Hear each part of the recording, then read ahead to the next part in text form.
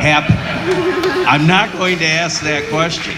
My question is, if it were to happen, and with all due respect to your former bandmates, do you think they would have the chops and the musical energy of the musicians that you have around you now? Well, I plead the fifth.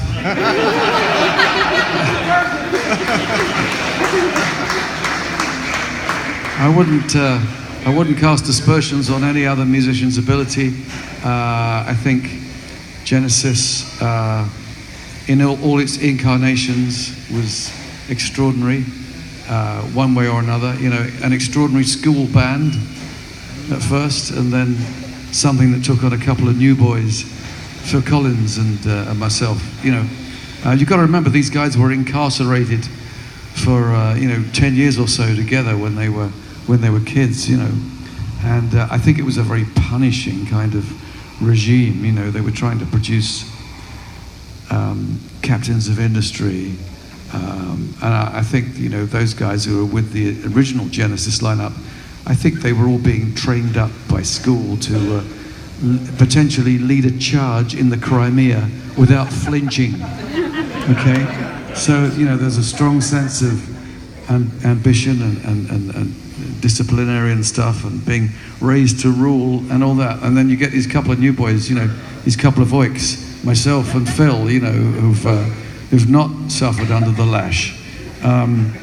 So there's a deep psychological effect. One is a wounding in a sense, because it forces you to remain in the fetal stage sociologically. You don't get to talk to girls if you go to one of those schools. It just doesn't happen. It's a male-only establishment, and so it was a tough school they came from, privileged, but tough in equal measure. But I think it was an extraordinary band. When I first joined them, I advertised myself as a songwriter, having written no songs whatsoever. But I aspired to it, and I don't know if you think about this, but on the day that you decide to change your profession, I remember somebody said to me that on the day you decide to become a master chef, having never cooked a bloody meal in your life, you do become that thing. It's just, if you focus on where the end of the journey is going to arrive at, you will go through all of that. You've just got to keep going, and like Nelson, see no ships, I think. So, it was an extraordinary band. I think everyone would love there to be a reformation. I think that it's possible, but highly improbable. Okay, much as I would like it, and I'm sure a ton of you would like it, it doesn't seem to have been possible to get everyone focused in the same direction.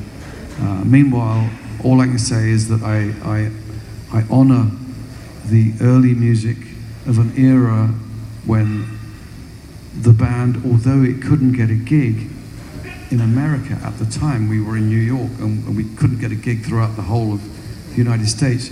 John Lennon gave an interview and said we were one of the bands that he was listening to, which meant diddly squat at that time, because nobody could tweet that, So no one got to hear that until all these years later, and I'm telling people that was the case. So we still had to convince people that we were viable. I'm giving a very long answer to this because I know it's important to people. As I say, wouldn't it be lovely that if it happened?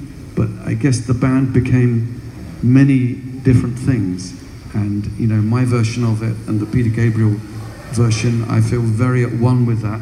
And when we do these shows, we tend to concentrate on that era of the band. So the next show we'll do, just to celebrate something I think is pertinent to that, we'll do the song that we thought in 1971, when we had that team together for the first time, we thought the best thing that we'd done was Fountain of Salmacis. So we're going to do that tune on the last show that we do here. So just to let you in on that. As I say, I can celebrate in your music, is easier than putting together the original team.